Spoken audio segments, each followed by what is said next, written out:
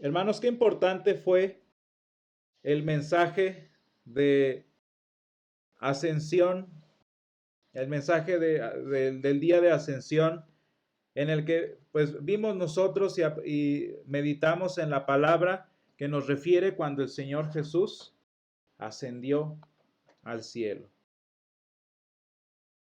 Qué importante ese mensaje. El Señor se va, el Señor asciende, pero sus promesas quedan entre nosotros. Y fíjense, hermanos, hacíamos notar lo que refiere la escritura, que los ángeles aquella tarde le dijeron a los 12, y nos dicen a nosotros también, que no es necesario dejar nuestra vista en las nubes. No es necesario quedarnos viendo al cielo, como dijeron aquella vez. ¿Por qué? Porque sin lugar a dudas, el Señor Jesús vendrá otra vez. Esa es una certeza que tenemos como cristianos. Y sin embargo, la palabra también nos dice en Colosenses 3:2, nos dice que debemos tener nuestra vista en las cosas de arriba. Entonces, ¿cómo entendemos estas dos enseñanzas? Que no dejemos nuestra vista en el cielo, pero que mantengamos nuestra visión en las cosas de arriba. Y es que lo que la palabra nos enseña a propósito es que debemos aprender, y lo importante en este caso es no dónde están nuestros ojos, sino cómo miramos. ¿Con qué perspectiva, con qué visión miramos a nuestra vida cristiana, miramos a nuestra realidad? Y obviamente la epístola de hoy, hermanos, es un pasaje muy importante que tenemos en Hechos 2, los primeros 21 versículos, nos refiere al nacimiento de la iglesia cristiana. Y qué importante empatar la narrativa de Hechos 2 con la profecía de Ezequiel. Vean ustedes la descripción del pueblo de Dios en aquel momento. ¿Se han puesto a pensar en ello?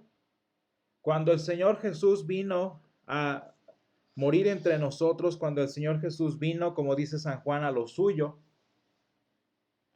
la razón por la que los suyos no lo recibieron fue porque la condición del pueblo de Dios estaba como nos dice aquí el pasaje. Y vean el énfasis que dice que estaban secos en gran manera, o sea, estaban muertos y si lo ponemos en palabras modernas, estaban fosilizados. Esa era la condición del pueblo de Israel. Cuando el Espíritu Santo los dejó por castigo a su iniquidad, cuando el Espíritu Santo abandonó el templo y se separó de los judíos, vean la condición en la que quedó el anterior pueblo de Israel.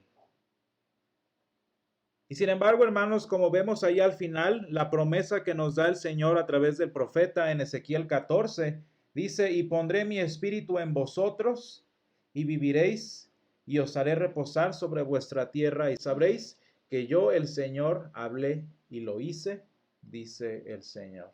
Y eso fue, hermanos, lo que sucedió aquel día, 50 días después de la resurrección, cuando el Espíritu Santo se presentó en el mismo pueblo de Israel, claro, en estos hombres y mujeres reunidos junto con la mamá del Señor,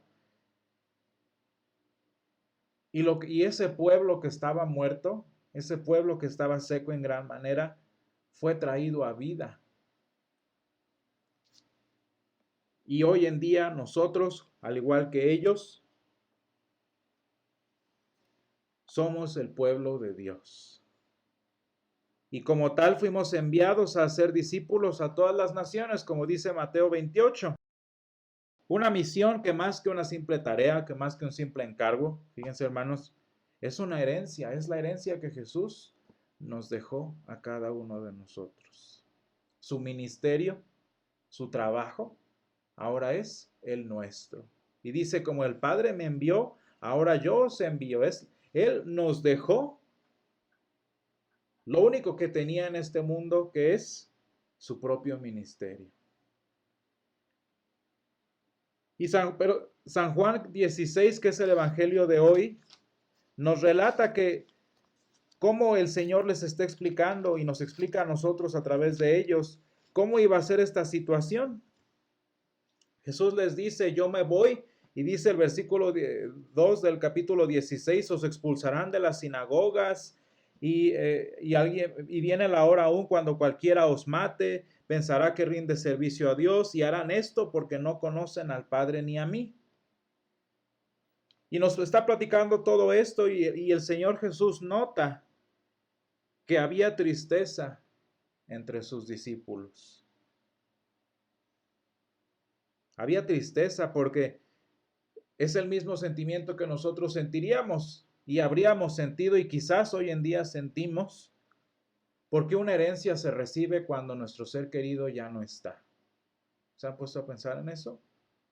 Una herencia muy bonita, la apreciamos y todo, pero tristemente, como ha funcionado siempre y como lo utilizó el Señor, solamente la recibimos cuando Jesús ya no estuvo entre nosotros. ¿Cuántas veces, hermanos, hablando ya en nuestro tiempo moderno, cuántas veces no quisiéramos ver al Señor Jesús poniéndose de pie enfrente de nuestra barca, ¿no? Para calmar la tormenta. Cuando nuestra congregación o nuestra vida cristiana está yendo por un momento difícil, por una crisis, que no quisiéramos que Jesús se parara como aquella noche en el mar de Galilea, ¿no? Y calmara todo. O cuando estamos en un problema que no sabemos cómo manejar, o cuando la congregación está en una crisis que no sabemos ni qué hacer, ¿cómo quisiéramos que Jesús viniera y echara fuera la división, echara fuera la preocupación, aunque eso nos costara un regaño, ¿no? ¿Se acuerdan cuando aquel espíritu inmundo que no pudieron echar los discípulos? Y Jesús intervino y los regañó, les dijo, hombres de poca fe, pero los sacó del problema. ¿Y cuántos de nosotros no quisiéramos tener al Señor entre nosotros, no? Que su herencia lo hubiéramos recibido con Él todavía aquí entre nosotros. Y sí está, y sí lo hace, claro que lo hace. Pero lo quisiéramos aquí, ¿no? Con nosotros. Sin tener que esperarnos hasta que regrese entre nosotros. Y hermanos, por esto en este mismo pasaje Jesús enfatiza que la tristeza que sienten los discípulos es porque su vista, es porque su atención estaba en las cosas de la tierra, su visión era humana. Vean cómo Jesús está hablando de un propósito para que Él se vaya, ¿no? Jesús dice, hay una razón para que yo me vaya. Y dice, pero ustedes su vista está tan diferente a la mía que ni siquiera me preguntan a dónde voy, porque eso no les importa, sino les importa que me voy. Y dice el versículo 5, pero ahora voy al que me envió y ninguno de vosotros me pregunta a dónde vas. Antes, ¿por qué os he dicho estas cosas? Tristeza ha llegado a vuestro corazón.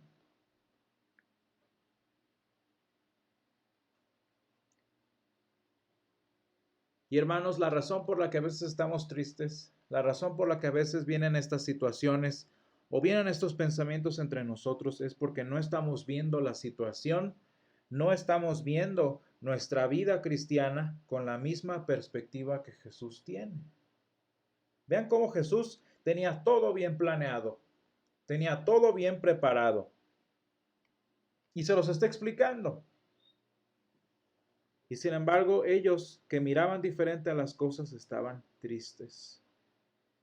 Y fíjense qué bonito, hermanos, que cuando el Señor Jesús les da la promesa del Consolador, que viene aquí en el versículo 7, la palabra del Señor cambia esa perspectiva de los 12.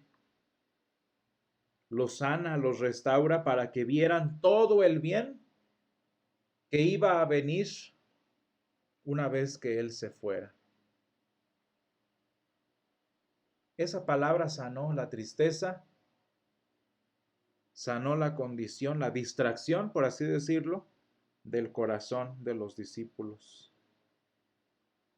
Y hermanos, por esta razón y de esta misma forma es que Jesús, junto con esta herencia que es el ministerio cristiano, para todos los cristianos que creen en Él, además de esa herencia también nos dejó al Espíritu del Padre,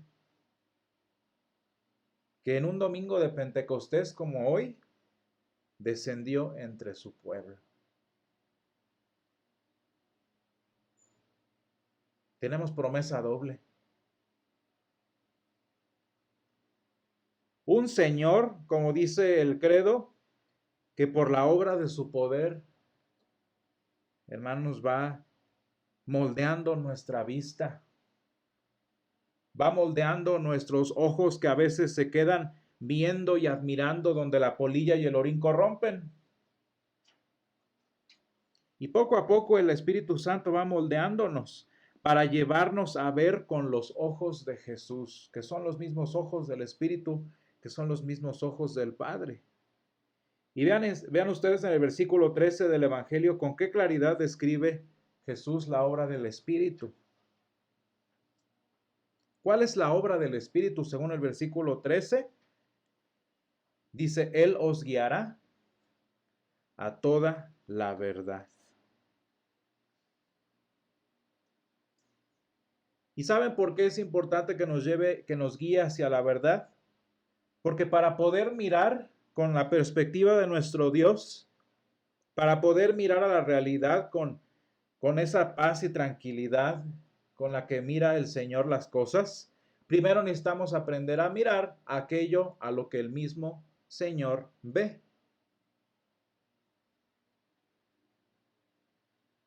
Para poder mirar con los ojos de Dios, primero necesitamos ver aquello que ocupa la vista y que en consecuencia el ministerio, la obra del Espíritu Santo. ¿Y qué es aquello a quien el Espíritu mira?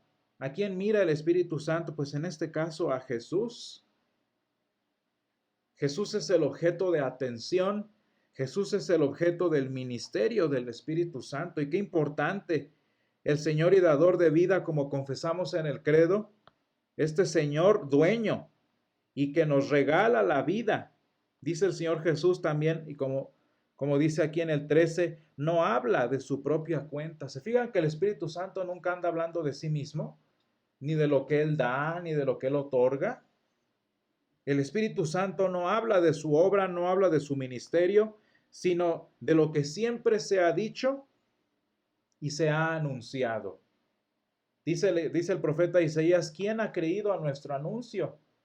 ¿Cuál anuncio? ¿Del Espíritu Santo? No, el anuncio concerniente al verbo de vida, como dicen los evangelistas. No hablará de su propia cuenta, sino que hablará todo lo que oyere. Y dice el versículo 14, Él me glorificará. ¿Saben por qué es esto, hermanos? Y lo hemos dicho muchas veces. Porque a quien necesitamos es a Jesús.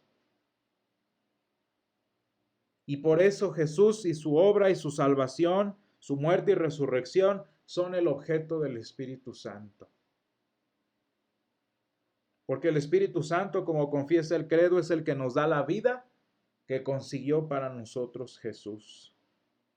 Y fíjense, hermanos, noten allí cómo la Escritura dice que seremos guiados ¿a dónde? Dice versículo 13, Él os guiará ¿a dónde? A toda la verdad.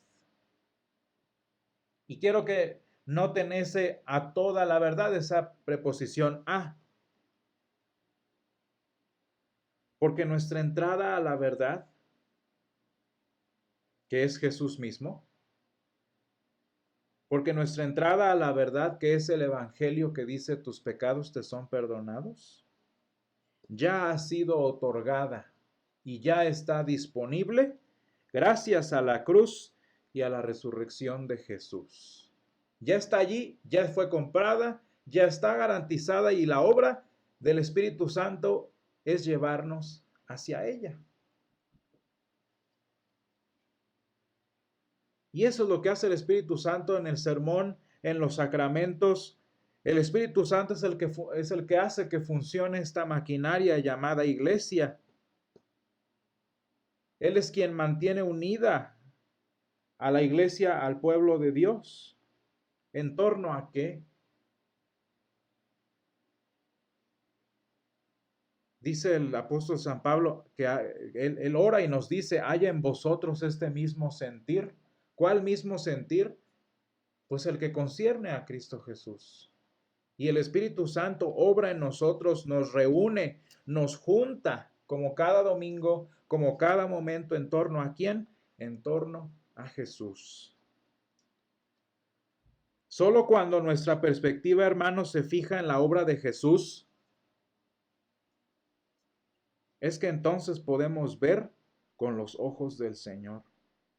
Y hermanos, por eso el mundo y muchos cristianos no ven como vemos nosotros, porque están distraídos esperando ver otra cosa. Porque cuando leen Hechos 2, en lugar de maravillarse por el hecho, fíjense cómo termina la profecía de Hechos 2, en lugar de maravillarse y todo aquel que invocar el nombre del Señor será salvo, en lugar de maravillarse por eso se maravillan por los milagros y las señales que tanto les interesan, nada que ver con la visión del Espíritu Santo.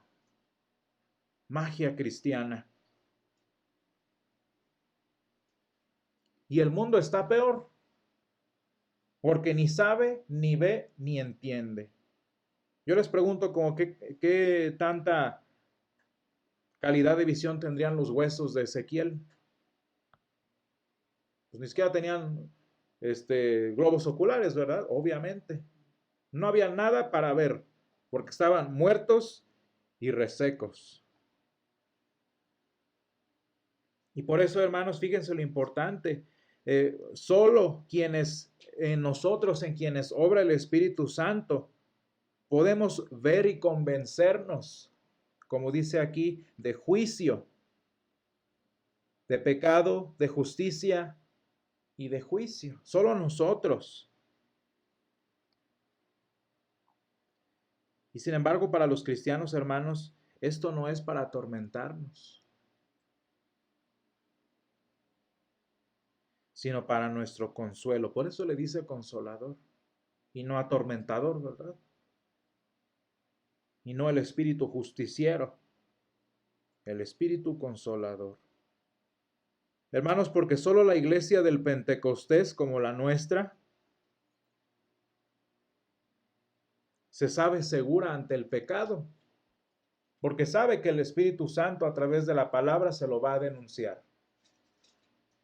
Porque sabe que el Espíritu Santo a través del Evangelio se lo va a perdonar.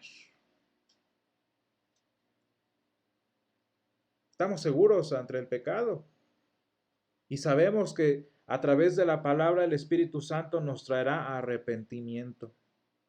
Y hermanos, solo los cristianos del Pentecostés como nosotros estamos seguros y ciertísimos, como dice la palabra, de nuestra justificación, de nuestra salvación, de esa justicia que menciona aquí el versículo 10. Porque al igual que el Padre, hermanos, porque al igual que nuestro Dios nos ve a nosotros, con base en la obra de Jesús, los cristianos no nos vemos a nosotros mismos, no vemos nuestras flaquezas, no vemos nuestras debilidades, sino vemos la justicia de Cristo en nosotros. Dice, de justicia, por cuanto voy al Padre y no me veréis más. Y sí, hermanos, decía yo al principio, como discípulos quisiéramos ver a Jesús, quisiéramos a Jesús andar aquí con nosotros, a nuestro lado. Pero pues mientras esperamos, porque sí va a pasar, nada más hay que esperar un poco. Mientras esperamos, consolador tenemos para cambiar nuestros caminos torcidos, como dice San Juan, profeta, para guiar nuestros pasos y para sostener nuestro camino. Y hermanos, cuando nuestra barca se estremezca y sin Jesús allí, aparentemente, o cuando los males cieguen o enceguezcan nuestros ojos.